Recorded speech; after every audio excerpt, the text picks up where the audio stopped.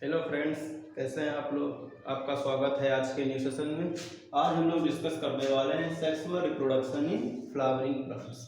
जैसा कि हम सभी जानते हैं, सेक्सुअल रिप्रोडक्शन प्लांट्स में हो रहा हो या फिर एनिमल में, दोनों में एक चीज़ कॉमन होती है। वो क्या है? गैमीट्स। एक मेल गैमीट्स, एक female gametes. Male gamete female gamete fuse करते हैं, बनता है जाइगोट। जैसे कि प्लांट की बात करें, यहाँ पे मेल गैमीट्स बोले तो pollen grain and female gametes से बनता है गैमेटोफाइट एम्ब्रियो सैक। अभी हम लोग डिस्कस करने वाले हैं कि कौन सा रिप्रोडक्टिव ऑर्गन कहाँ पर प्रेजेंट होता है। रिप्रोडक्टिव ऑर्गन की प्रेजेंटेशन देखने के लिए सबसे पहले हम लोग को जानना होगा स्ट्रक्चर ऑफ फ्लावर। आइए देखते हैं स्ट्रक्चर ऑफ फ्लावर।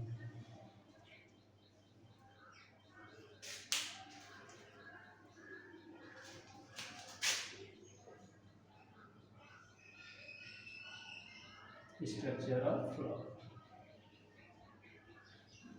अगर फ्लावर की स्ट्रक्चर देखें तो फ्लावर होता है, फ्लावर डेराइव होता है स्टेम से। समझ ना, स्टेम डिफरेंशिएट हो जाता है फ्लोरल मेरिस्टम में। तो फ्लावर काहे का पार्ट हुआ? स्टेम का पार्ट हुआ। देखिए ये क्या है, ये स्ट्रक्चर यहाँ से ये देख रहे हैं, इसको बोलते हैं थैलेमस।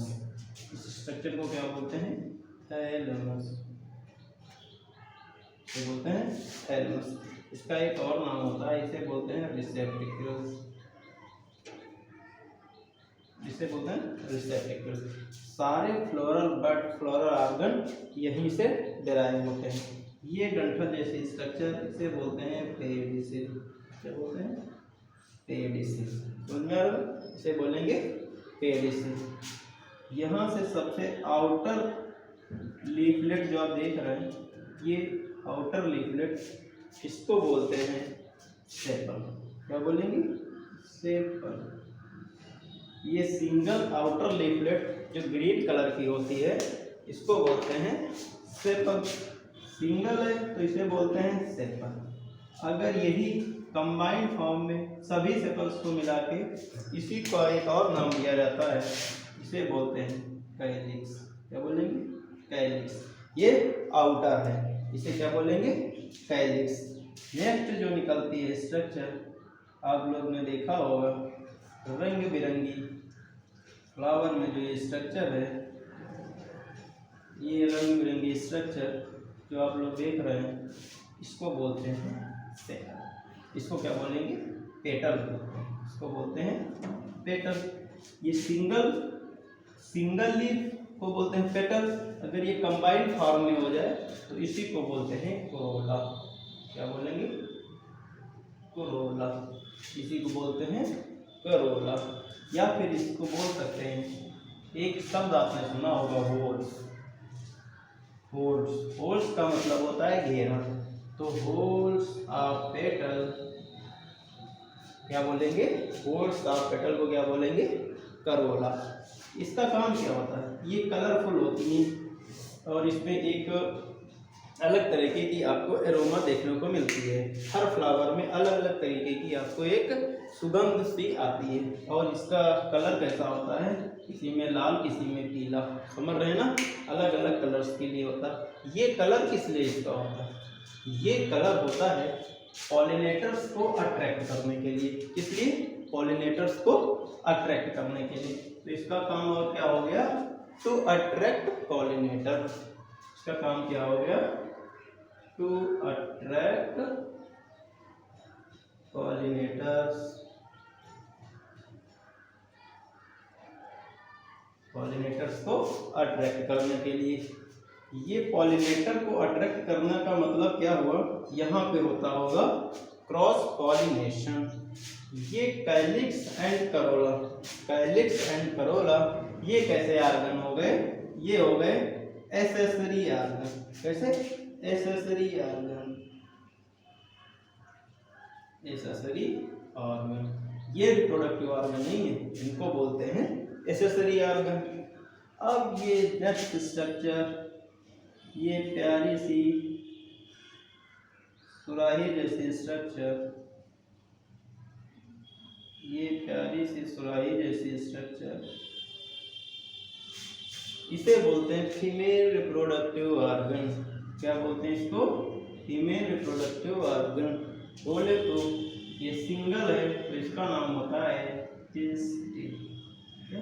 पिस्टिल कंबाइंड फॉर्म में इसी को बोलते हैं गायनोसियम। क्या बोलते हैं? गायनोसियम। यही गायनोसियम को बोला जाता है फीमेल रिप्रोडक्टिव ऑर्गन। इसी को क्या बोलते हैं? Female reproductive organ. इसी को बोलते हैं female reproductive organ. Next structure, ये कुछ आप इस तरीके से देख रहे होंगे। ये बाइलोब जो आप देख रहे हैं इसको बोलते हैं स्टमेन। क्या बोलते हैं? इसको बोलते हैं स्टमेन। इस स्टमेन को कंबाइंड फॉर्म में बोला जाता है एंड्रोसियम। क्या? एंड्रोसियम। समझ रहे ना? इसी को बोलते हैं मेल रिप्रोडक्टिव ऑर्गन। क्या बोलेंगे? Male reproductive organ.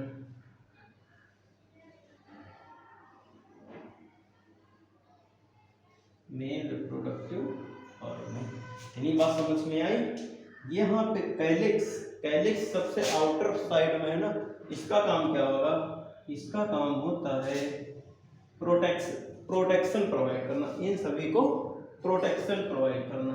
इसका काम क्या होता है? Provide protection. समझ में आ रहा है इतना? हम लोग ने देखा, यहाँ पे भी हम लोग बोल सकते हैं होल्स ऑफ सेपल को बोलेंगे कैलिक्स। ये करता क्या है? प्रोटेक्शन प्रोवाइड करता है। पेटल का काम क्या होता है? ये अट्रैक्ट करते हैं पॉलिनेटर्स को। स्टमेन यहाँ से पर निकला है थैलेमस से। कहाँ से राइज हो रहे हैं सारे ऑर्गन? थैलेमस से। कभी कभी क्या होता है, ये स्टमेन थैलेमस से ना निकल के निकलता है पेटल से। थैलेमस से ना निकल के पेटल से निकलता है। कुछ इस तरीके से इधर देखते हैं। कभी कभी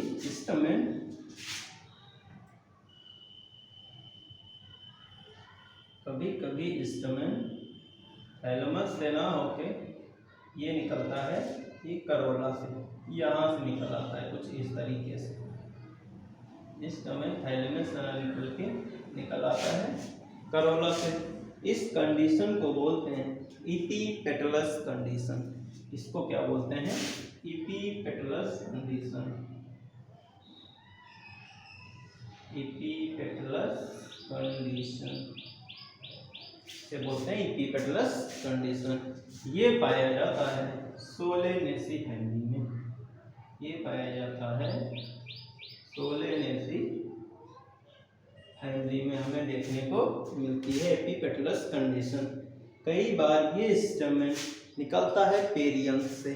पेरियंथ बोले तो जहाँ पर कैलिक्स एंड करोला आपस में फ्यूज रहते हैं, पता नहीं चलता कौन सा कैलिक्स है कौन सा करोला, उस कंडीशन को बोलते हैं पेरियंथ। ये कभी कभी स्टमेन पेरियंथ से निकल आते हैं, उसको बोलते हैं एपीफिलस कंडीशन। उसको क्या बोलेंगे? एपीफिलस कंडीशन। एपीफिलस कंडीशन पाई जाती है लिलिएसी फैमिली में। कहाँ पाई जाती है? या इधर लिख लेते हैं एपीफिलस कंडीशन। ये कहाँ देखने को मिलेगी? लिलिएसी फैमिली में। यहाँ पे क्या होता है? पेरियंथ से एंड्रोसियम पेरियंथ से निकला होता है। आई होप आपको इतनी बात समझ में आई होगी और पता चला होगा कहाँ पर प्रेजेंट होते हैं प्लांट्स के केस में रिप्रोडक्टिव ऑर्गन। आज के लिए इतना ही। नेक्स्ट क्लास में हम लोग पढ़ेंगे मेल रिप्रोडक्टिव ऑर्गन बोले तो स्टमेन, एंड देन पढ़ेंगे फीमेल रिप्रोडक्टिव ऑर्गन बोले तो पिस्टिल। Thank you.